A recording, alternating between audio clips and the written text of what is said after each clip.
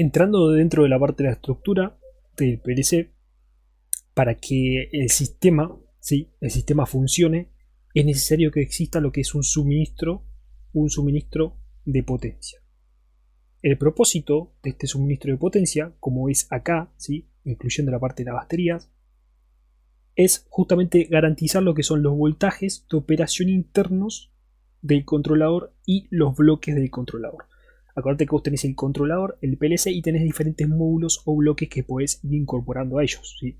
Cuanto más módulos, cuanto más bloques vos vayas incorporando al PLC, más suministro, ¿sí?, suministro de energía dentro de la parte de baterías, fuentes o lo que fuese, va a necesitar, ¿sí?, va a consumir. Los valores más frecuentes de consumo, ¿sí?, varían más o menos en 5 volts, 12 volts, 24 volts, como te digo, 120, 220, dependiendo, 110, perdón, 220, dependiendo qué país vos estés, ¿sí?, y qué tipo de frecuencia vayas a trabajar. La parte principal entonces del PLC sería la denominada unidad central de procesamiento, o CPU, que contiene las partes de procesamiento del controlador y está basada en el microprocesador que permite utilizar lo que es la aritmética y operaciones lógicas para realizar lo que son diferentes funciones. Esto es sencillo porque seguramente conoces la parte de arquitecturas de computadoras, ¿sí?, los diferentes tipos de registros que tenés de una computadora, la unidad central de procesamiento, donde incluye lo que es el microprocesador, lo que es una tarjeta madre, ¿sí?,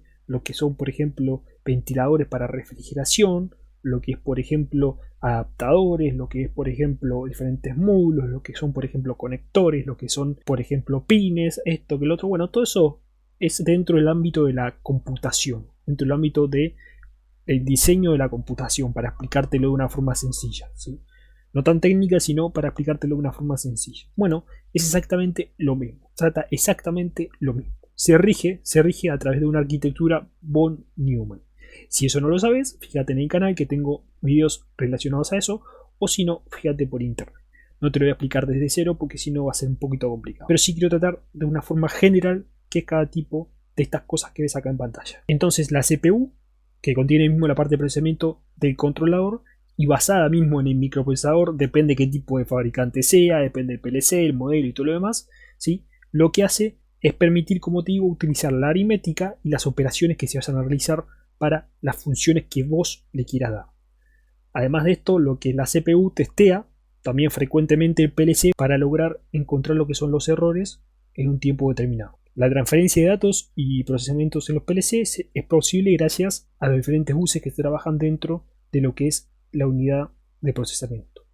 Está el bus de datos para, por ejemplo, la transferencia de datos de los componentes individuales. Está el bus de direcciones, ¿sí?, el bus de control y el bus de sistema.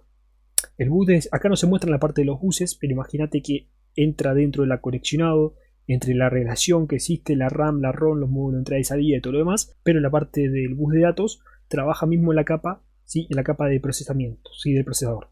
Después tenés la parte del bus de direcciones, que se encarga justamente del redireccionado que existe, ¿sí?, entre los diferentes tipos de datos que se almacenaron en diferentes partes, como por ejemplo la RAM, la ROM, esta es la memoria volátil, y los diferentes tipos de procesos que se quieren realizar. Una memoria externa, un adaptador de comunicación y todo eso. Después el bus de control, para las señales de control de componentes internos, como por ejemplo los módulos internos, ¿sí?, entrada y salida digitales, funciones, analógicos, y después los bus de sistema, que los bus de sistema ya entra en la parte de las entradas y salidas remotas y también algunos tipos de módulos de entrada y salida analógicos internos, pero se encarga principalmente de los diferentes tipos de conectores y los diferentes tipos de conexiones que se realizan a través de componentes externos, como por ejemplo un adaptador de comunicación tipo módulo de red, entrada y salida remota, la interfaz serie, y un tipo de memoria externa en caso de que te quedes casi sin memoria. Puedes tener millones de programas dentro del PLC y bueno, la memoria tiene una limitación, ¿sí? Si vos por ejemplo querés tener, no sé, 40 programas para que funcionen en determinados tiempos, tenés que tener una memoria externa justamente para almacenar esa cantidad de programas, porque por ahí la memoria interna no te da abasto. Entonces el lugar donde se guardan lo que son los datos y las instrucciones en la memoria se divide en lo que es una memoria permanente, y después tenés la memoria operacional, que es la RAM, ¿sí?, la memoria volátil, como te mencioné.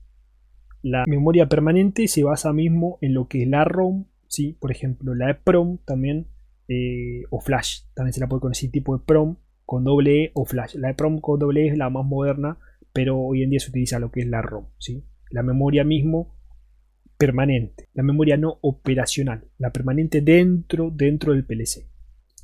Hay algunas cosas que por ahí que te mencioné que no están acá en la imagen, pero es la única imagen que encontré, que es bastante completa porque después trata diferentes tipos de órdenes del PLC y algunas cosas que no son de otro tipo de índole dentro de la parte del PLC, como por ejemplo lo que son la parte de las interfaces y todo lo demás, pero es un mundo un poquito más complejo. Esta es la imagen que encontré, que es esta, más compleja para poder explicarte. Bueno, después la memoria RAM. Sí, la memoria RAM es donde se va a guardar y ejecutar lo que es el programa en cuestión. Y el tipo de RAM que se utiliza generalmente es la SRAM. ¿Sí?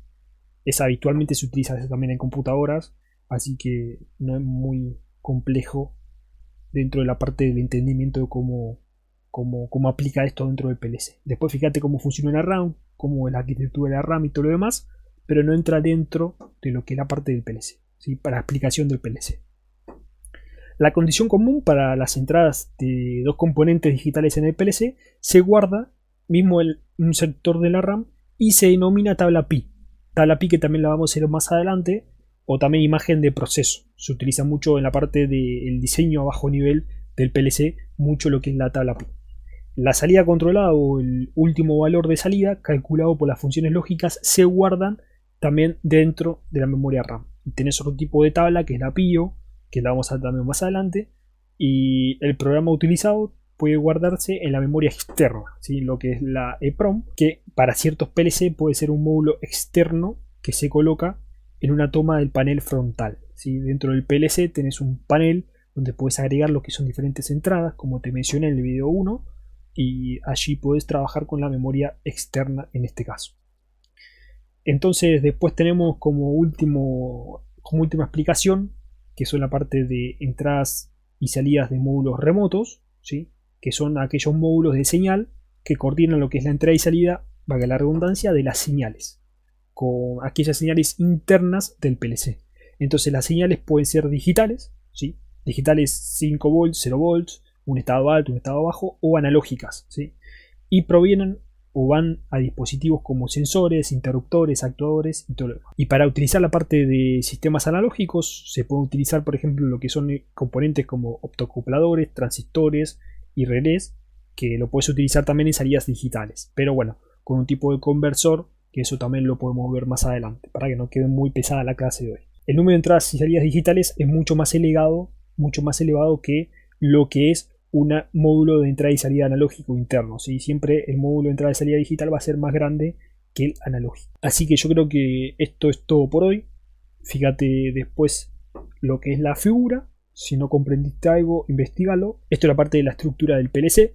Vamos a ver después los diferentes componentes del PLC y componentes de hardware del PLC para que se pueda explicar un poquito mejor lo que es la CPU, ¿sí? O sea, a nivel genérico, cómo se relaciona la CPU dentro del PLC. Esto es el diseño interno del PLC. Si esto a vos no te interesa, no te vas a desarmar un PLC y vas a modificar un PLC. Si querés diseñar un PLC electrónicamente, tenés que tener unos conocimientos técnicos un poquito más grandes para poder hacer todo eso. Sí, pero se puede hacer, es extremadamente sencillo. Es como te digo, una computadora sencilla, básica, que consta de ciertas partes, ciertos componentes para que funcionen como tal.